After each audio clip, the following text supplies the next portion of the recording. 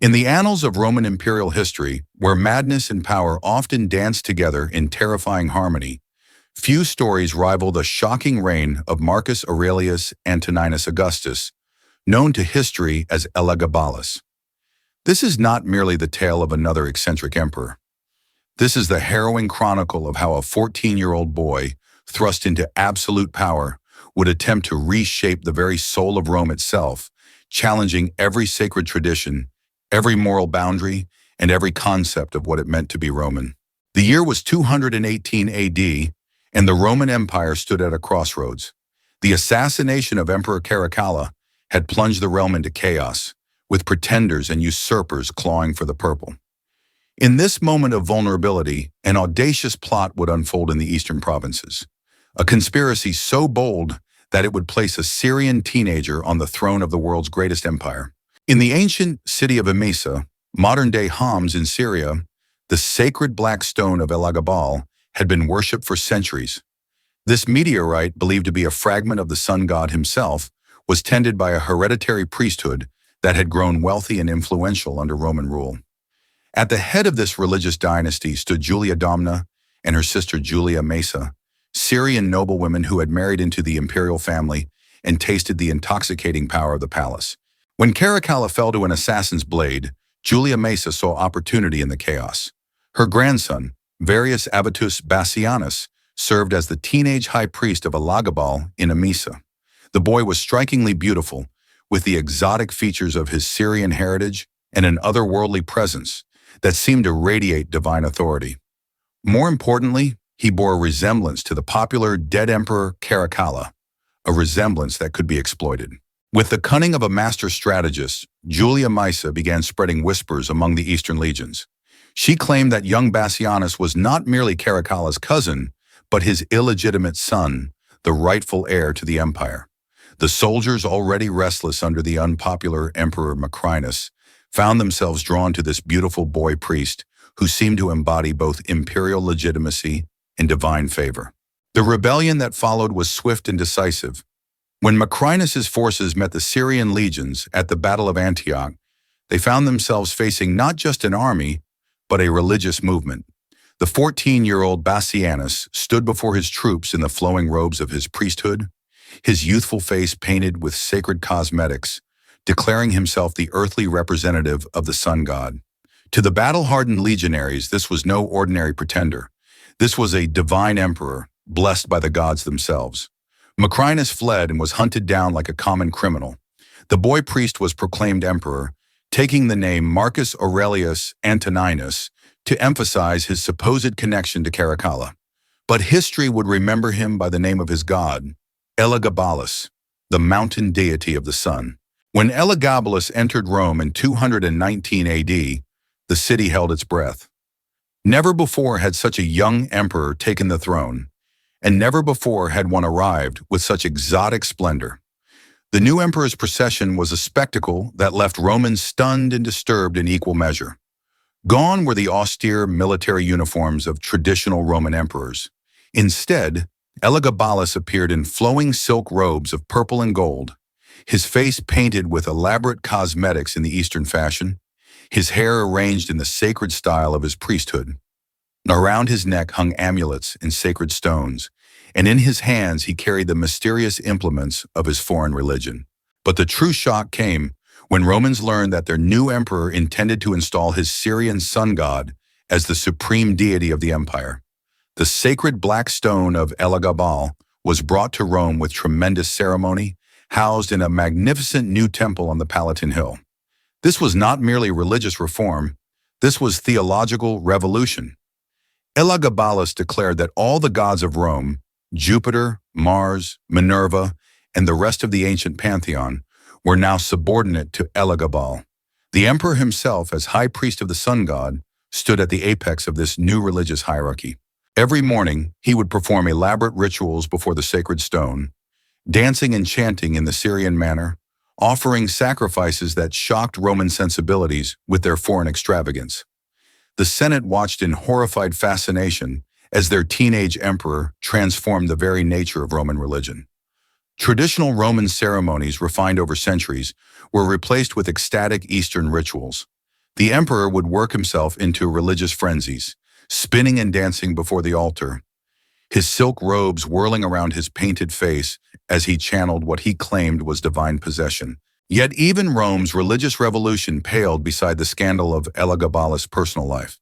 The young emperor's approach to marriage and sexuality would challenge every assumption about Roman masculinity, imperial dignity, and the natural order itself. Shortly after arriving in Rome, Elagabalus married Julia Cornelia Paula, a respectable Roman noblewoman.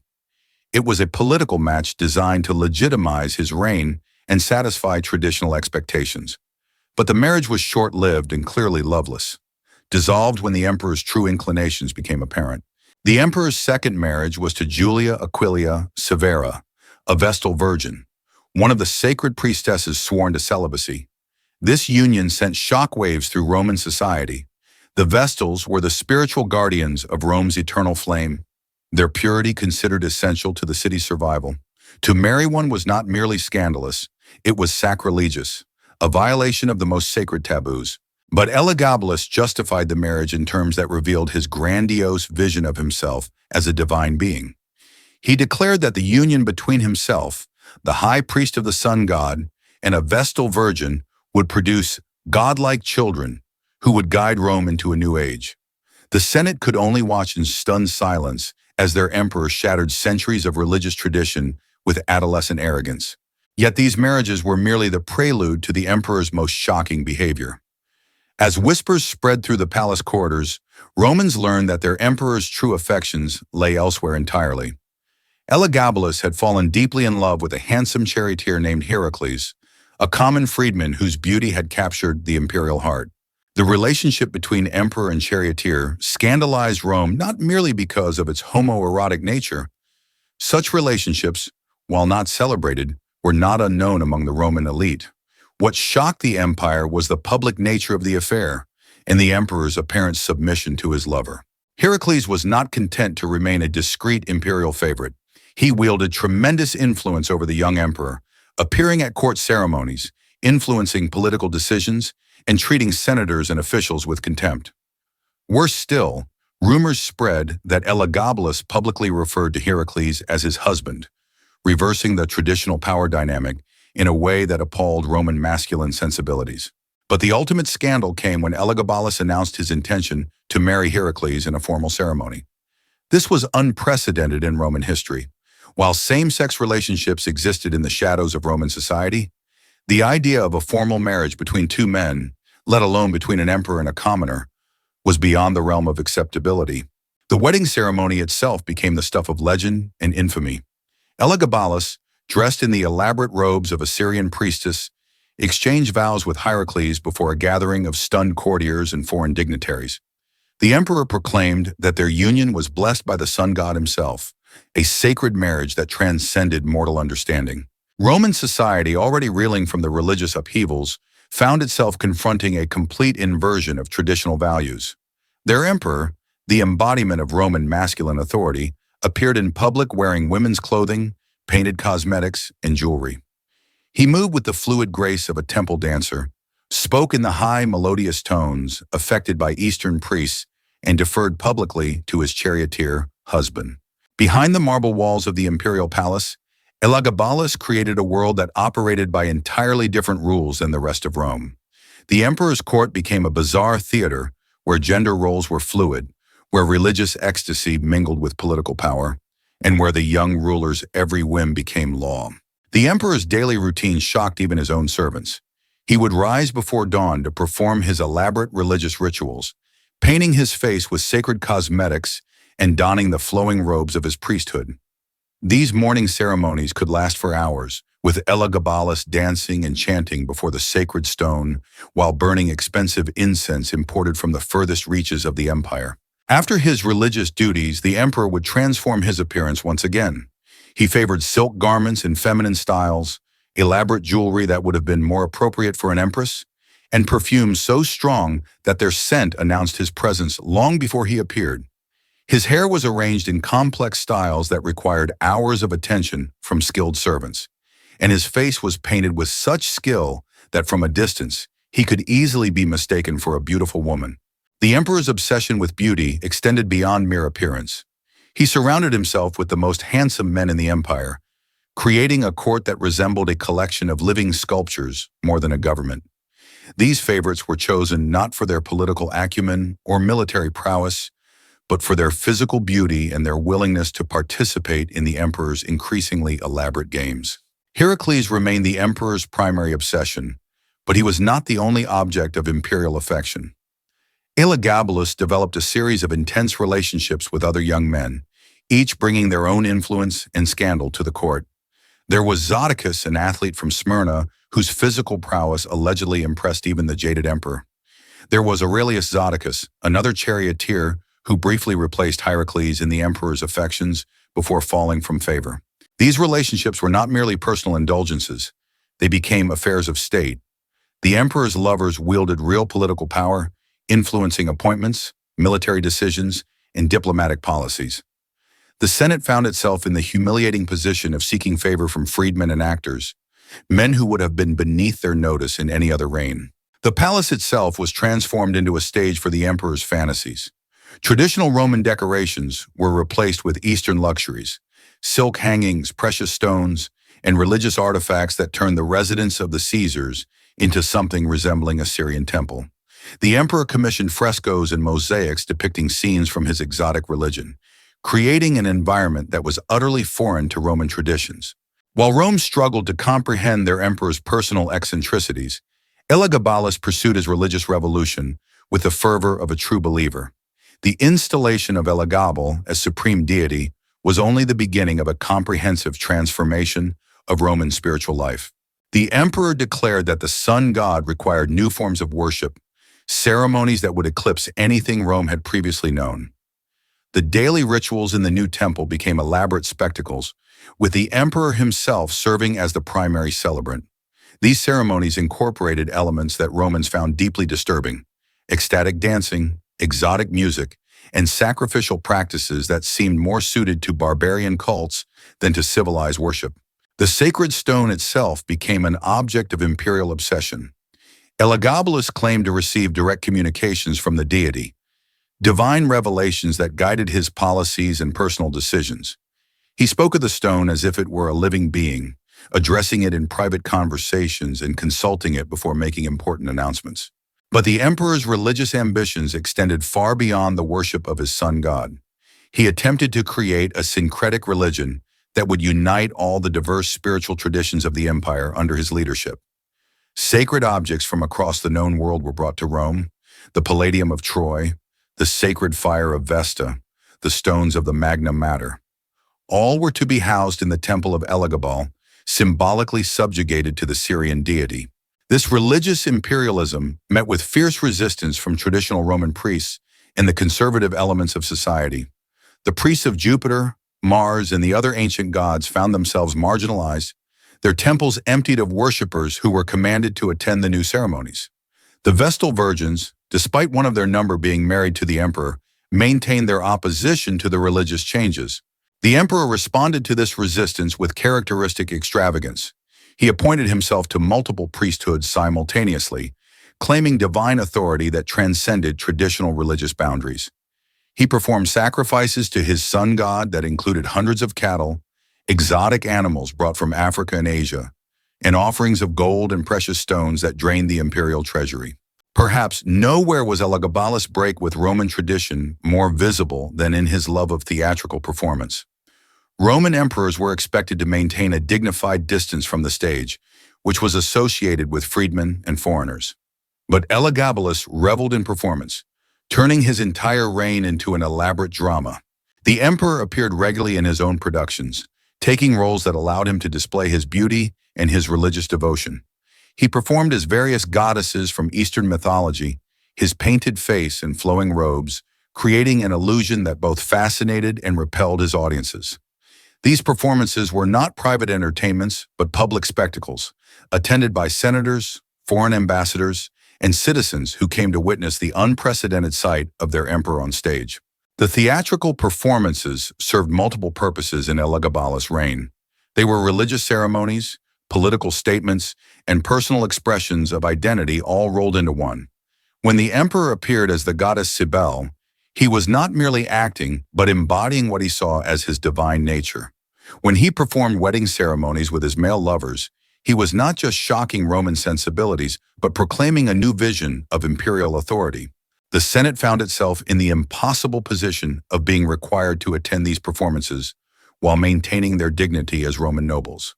They watched in stony silence as their teenage emperor transformed himself into various divine beings, danced with abandon, and declared his love for gods and mortals alike.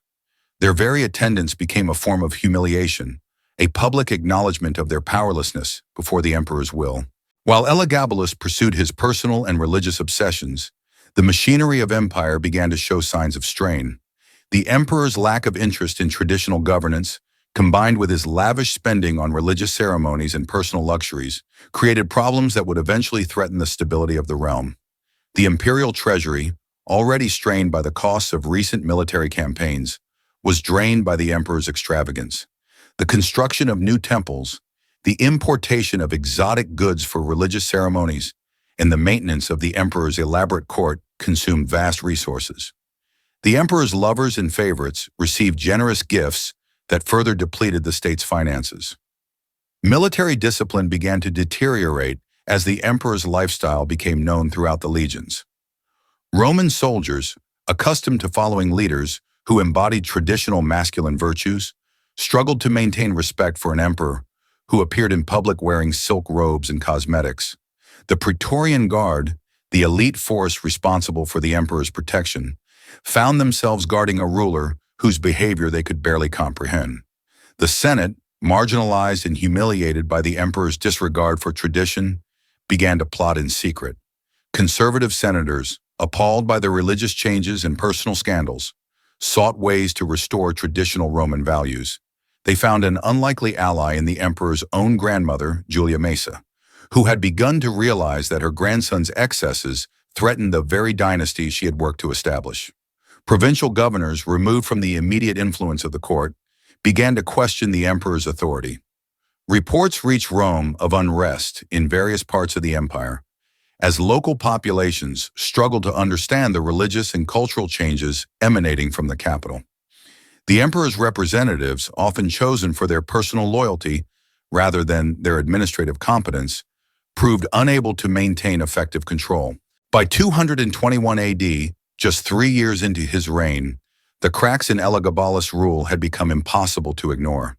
The emperor, still only 17 years old, seemed oblivious to the growing opposition to his reign. He continued to pursue his religious reforms with undiminished enthusiasm, announced new marriages and divorces with casual disregard for public opinion, and surrounded himself with increasingly exotic favorites. The breaking point came when Elagabalus announced his intention to make his lover Heracles his co-emperor, granting him formal authority over the Roman state. This was the final straw for the conservative opposition. The idea that a freedman charioteer could share the imperial throne was so abhorrent to Roman sensibilities that even the emperor's supporters began to waver. Julia Maesa, the architect of her grandson's rise to power, now became the architect of his downfall. She had another grandson, Alexander Severus, who was everything that Elagabalus was not: modest, traditionally minded, and respectful of Roman customs. Working with key senators and Praetorian officers, she began to position Alexander as an alternative to the increasingly unstable emperor. The plot against Elagabalus required careful timing and absolute secrecy. The emperor still commanded the loyalty of many soldiers, particularly those who had benefited from his generosity. His religious followers, drawn from the eastern provinces and the lower classes of Rome, remained devoted to their divine emperor. Any move against him would have to be swift and decisive.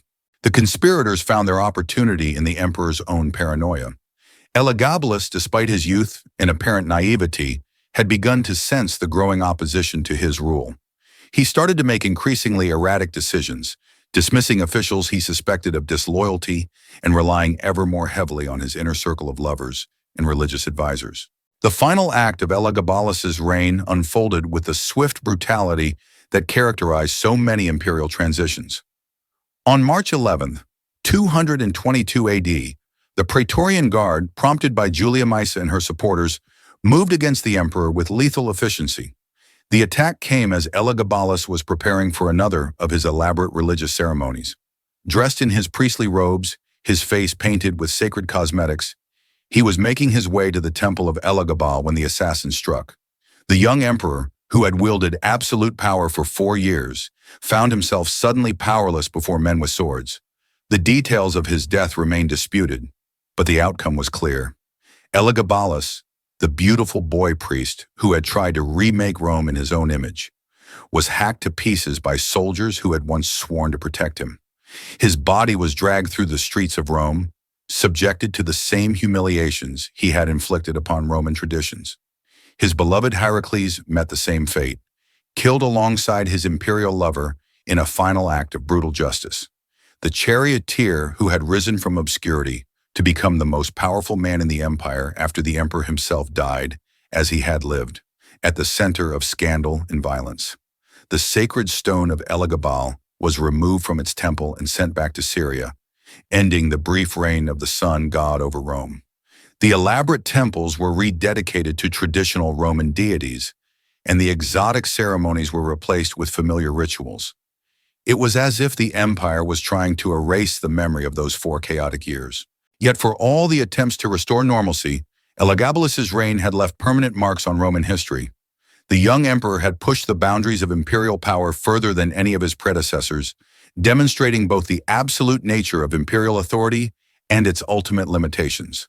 His religious experiments, while ultimately unsuccessful, had shown that the empire's spiritual landscape was more flexible than traditionalists believed.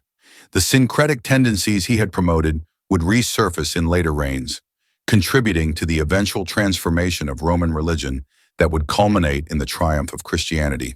His challenges to gender norms and sexual conventions, while shocking to his contemporaries, revealed tensions within Roman society that extended far beyond the palace walls. The emperor's willingness to assume feminine roles and to publicly celebrate same-sex relationships exposed the artificial nature of many social conventions, even as his approach ultimately reinforced them through negative example. Most significantly, his reign demonstrated the dangers of absolute power in the hands of youth. At 14, Elagabalus had possessed the authority to reshape the world's greatest empire according to his personal vision. His story serves as a cautionary tale about the intersection of power, identity, and the human capacity for both creativity and destruction. In the centuries that followed, historians would struggle to make sense of Elagabalus's brief but explosive reign. Some dismissed him as merely a decadent Eastern despot, an aberration in the otherwise noble history of Roman imperialism. Others saw him as a victim of circumstances beyond his control, a young man thrust into impossible responsibilities by ambitious relatives. Modern scholarship has begun to view Elagabalus through a more nuanced lens, recognizing both his genuine religious devotion and his tragic inability to reconcile his personal identity with the demands of imperial office. His story resonates with contemporary discussions about gender, sexuality, and religious freedom, even as it reminds us of the vast cultural gulf that separates us from the ancient world. What remains undeniable is the sheer audacity of his attempt to remake Roman civilization. For 4 brief years, a teenage Syrian priest wielded the power of the Caesars and used it to challenge every assumption about Roman identity, Roman religion, and Roman values. His failure was as spectacular as his ambition, but his willingness to risk everything for his vision commands a grudging respect across the centuries. The story of Elagabalus forces us to confront fundamental questions about power, identity, and social change. Can societies be transformed by individual will, or do they possess an inertia that defeats even imperial authority? What happens when personal identity conflicts with public responsibility? How do we balance the rights of individuals to express their authentic selves against the stability of social institutions? These questions, which tormented the Roman Empire in the 3rd century, continue to challenge us today.